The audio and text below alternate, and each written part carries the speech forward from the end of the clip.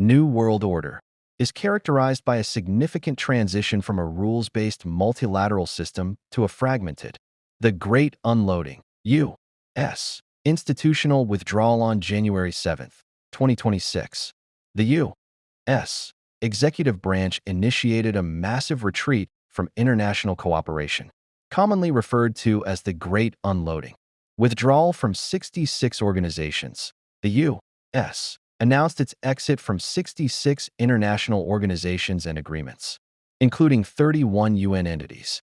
Notable departures include the United Nations Framework Convention on Climate Change, UNFCCC, and the World Health Organization, WHO. The Paris Agreement. The U.S. officially withdrew from the Paris Agreement for the second time on January 27, 2026, ending its legal obligation to carbon-cutting pledges. UNESCO. The U.S.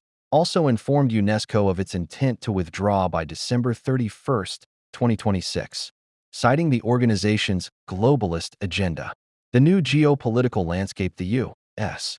retreat has led to a spirit of dialogue at summits like Davos 2026, as leaders attempt to map out a path forward without U.S. guarantees. Spheres of influence. Geopolitics has returned to a 19th-century-style model of regional dominance.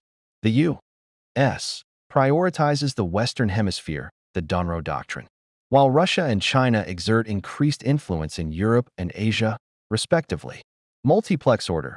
Global leadership is shifting toward a patchwork model where middle income and emerging powers, the plurilateralists like the EU, Japan, and Canada, attempt to maintain rules-based trade through smaller, specific agreements.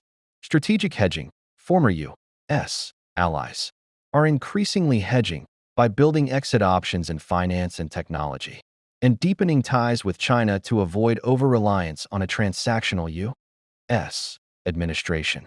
Economic and security shifts. Protectionism. The U.S. import tariff average has surged to nearly 27% by 2026, levels not seen since the 1930s, driving a move toward friendshoring and regionalization. Nuclear instability. The expiration of major arms control treaties, like New START, has moved the doomsday clock to 89 seconds to midnight in early 2026, as the U.S., Russia, and China expand their nuclear arsenals without legal constraints. Resource competition. A fierce race for critical minerals is underway as the U.S. uses bilateral deals and $10 billion in joint commitments with Asian partners to reduce dependence on Chinese supply chains. Regional military intervention.